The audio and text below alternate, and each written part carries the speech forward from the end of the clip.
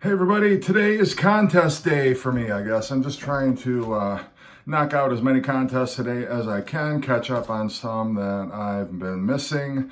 So this contest entry is going to be for my friend Rod, who has a channel, Happy Hippy, the vinyl guy. Such a cool channel, and he's been a longtime viewer of mine. I love Rod's channel. He is just so cool, so mellow, and he and I share a lot of the same musical tastes, so I definitely want to jump in here and support his channel. So Rod's March Madness contest it's actually called another flippin' contest or something like that, but it's kind of got a pretty tongue-in-cheek name there. But his contest is 5 bands, pick an album by the band, and then a solo album by a member of the band. So I've picked 5 here, some of my favorites. The first one I'm going to go with is The Who.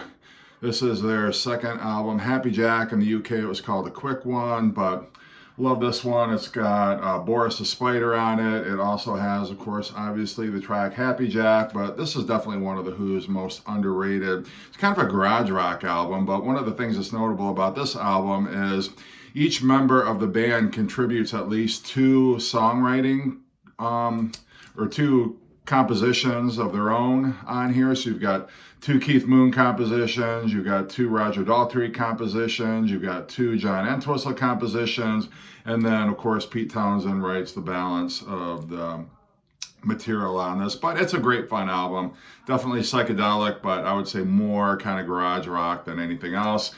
And then Pete Townsend, this is his first proper solo album, Who Came First. And this has, it's actually almost kind of like a rarities album. It's got a kind of a demo of Pure and Easy from the Lifehouse sessions. It's got a version of Time is Passing on here, and just some other cool stuff. It's definitely inspired by his devotion to Meher Baba, his guru, but it's still an interesting album to check out nonetheless. My second entry is going to be one of my favorite 80s bands, The Police. And this was the first Police album that I ever owned. I love this. I love kind of the pyramid artwork there. I love the collage, not only on the back cover, but also on the inner sleeve. A lot to look at. And when I bought this was one of the first albums that I bought with my own money. I would play this over and over again and just stare at the collages and thinking the Police are the coolest band ever. I love this album. It's still a sentimental favorite of mine. I like Ghost in the Machine more, but this one always I enjoy listening to. And then this is Sting's second proper solo album, Nothing Like the Sun. Got some of my favorite. I think this is my favorite Sting solo album, actually. Got some great tracks on here. There's a cover of Jimi Hendrix's Little Wing. We'll Be Together was the single. I think they did a video for that. But those aren't even my favorite. I love like Fragile is a great track. I love Sister Moon, Englishman in New York, all great tracks on here. This is a fantastic album. Pretentious to be sure. It's a little more jazz flavored than the stuff that he did with Police, but I don't care. It's a solid, great album, and I love Sting and I love the Police. All right, got to go with Led Zeppelin. I'm going to pick Physical Graffiti. I love the Die Cut album here. I think this is one of the greatest double albums of all time. You got Kashmir on here, Custard Pie, The Rover, In the Light, Down by the Seaside, Night Flight. So many great moments on here. Trampled Underfoot. This is a great kick-ass album. Love it. Love all the kind of little interesting pictures there also. And then I'm going to go with my favorite Robert Plant solo album. This is The Principle of Moments. Love the little, it reminds me a lot of John Lennon's rock and roll album cover, where he's just standing there and then you got this blur, like this blur of people running by. I think this is just one person I don't know what the heck this is actually. I think it's a person. I don't know, but it's just very cool. And I like this album a lot. It's got Big Log on here, In the Mood. Through with the Two-Step is great. Messing with the Macon. This is a great, great album. And I like Robert Plant's solo stuff, not as much as I like Led Zeppelin, but I think he was really a strong, strong solo artist. And that one's great. Next band I want to go with, I love me some Genesis, as you know. This is Foxtrot, and this is really kind of when they were really getting into their progressive rock phase with Peter Gabriel. Just some great stuff on here. Obviously, Supper's Ready is the huge track on here, but Watcher of the Skies is great. So many fantastic moments on this album. It's a gatefold. The version I have, it's an import. I'm not sure what country it's an import from, but Genesis was not happy with this artwork. This was the last time they used this particular artist because they commissioned him to do the cover for this album. They looked at it and they're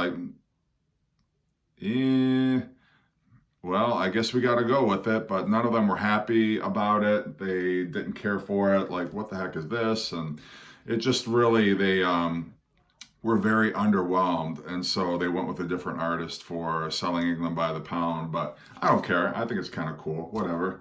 And then I'm going to go with Peter Gabriel's solo album. I like this one. His first 4 solo albums were all called Peter Gabriel. But this one is so creepy. Like, oh, what the heck? And that's one of the things. Peter Gabriel has such creepy album covers. This one and then the one after this where his face is kind of melting is just, And then the one, sometimes it's called No Security. It's his 4th solo album. Like, what the hell is that?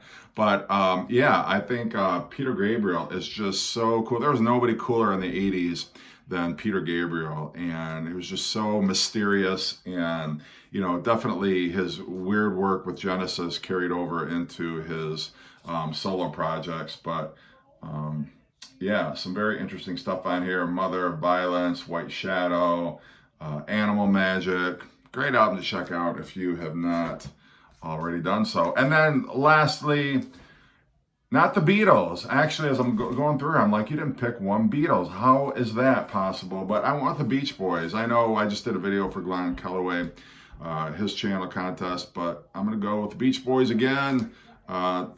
Just pick this one out. I don't know why. It's kind of a fun little album, sort of the first unplugged album by the Beach Boys. The big track on here was Barbara Ann, but they do covers of a couple Beatle tracks on here. I should have known better and Tell Me Why. They do a cover of Mount of Love. They do a medley of I Get Around and Little Deuce Coupe, which interestingly is spelled C-O-U-P on the back cover here. They do The Times They Are Changin'. So a lot of eclectic stuff on there. And for the solo, I'm going to go with Brian Wilson's first solo album. I did a video on this, I don't know, a month or 2 ago. I love this album. I don't care. I know it's got a lot of 80s production on it, but damn it, it's a great album anyway. It's got Brian Wilson's fingerprints all over it. His melody, his production sense, and all of that is great. Yeah, Dr. Gene Landy was meddling a lot in his,